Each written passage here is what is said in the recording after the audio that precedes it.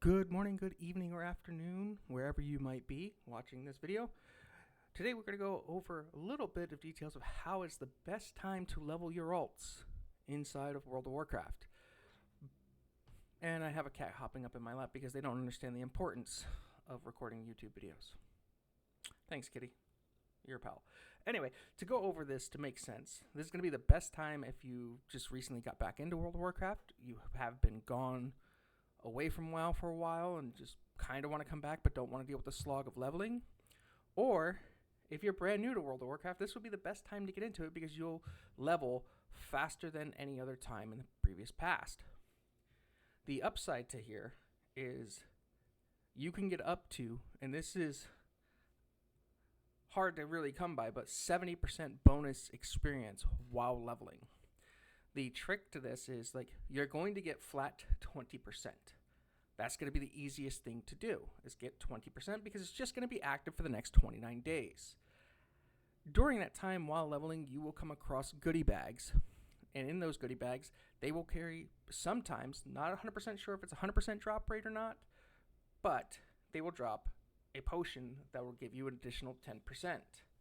That means that you will have 30% increased experience while leveling for 2 hours, because that's how long the potion lasts. But you should find more in the time to where you're not literally running out at 2 hours. You're back down to 20% for 5 hours.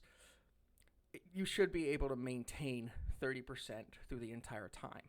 Now, if you already have 5 level 80s, you will have an additional 25% experience because you get 5% per level 80 character that you have currently. So even if you're just starting out and you're not sure what to do while leveling, you will grind out massive amounts of experience. Getting 580s in 29 days is going to be very easy because we are also going to get an additional 15% experience by turning on War Mode.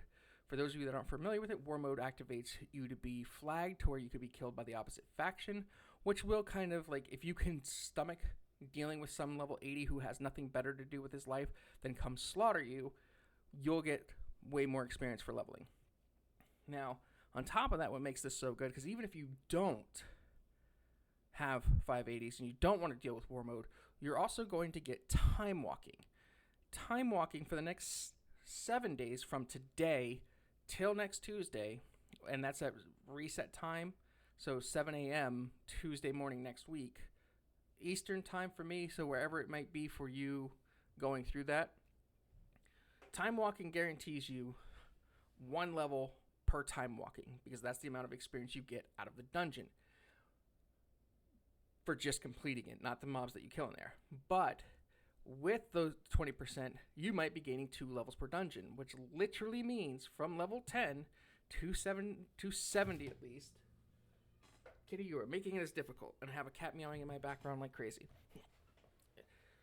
From level 10 to 70, you will guaranteed it'd be 70 dungeons to do to get there, but it was realistically only 50. But with 20% increased experience, plus the potion for another 10%, and if you have Warband, another 25%, you're talking about 55% increased experience, which means that each dungeon will give you a level and a half just for completing the dungeon, not counting the experience that you'll get inside the dungeon. Which, the downside is you can't get to 70% doing that with War Mode on because War Mode's not active, to my knowledge, inside of dungeons because you're not flagged anymore. You are now neutral because you're in a instance. And now they're attacking each other. But for the next 29 days, if you're just going to quest, you will also get up to 200% bonus experience for all of the Dragon Isles rep. So this will help you get some of the cosmetics and things. It'll also allow you to get through the slog of trying to get to max reputation. Even though I don't think there's as many mounts in the 4 main factions, but in the other factions of the Dream Wardens, the Kobold Assembly, Sabalian, Rathian, I think they give more things for grinding their rep, so it's going to be really easy to get their rep up with 1 or 2 characters to max. And it's warbound, so you don't have to stress going well, each character has to get its own start and finish. It's all warbound on that. You will be set. On top of that, the war within factions, the main 4 factions, I know it shows 7 here, right? Or 6, rather. The The general, the vizier, and the weaver are all one rep. Realistically, they are the threads of fate or threads of something. They all count together as one thing, so you're going to get 100% increased experience, which should make that easy to get caught up in rep with them and be able to get some of the mounts out of them. The Undermine will not get it because it's newest content. It will not get increased reps, so don't go hopping and hoping, oh, I'm going to go get a whole bunch of increased experience or increased rep out of that place. It's not going to give it to you.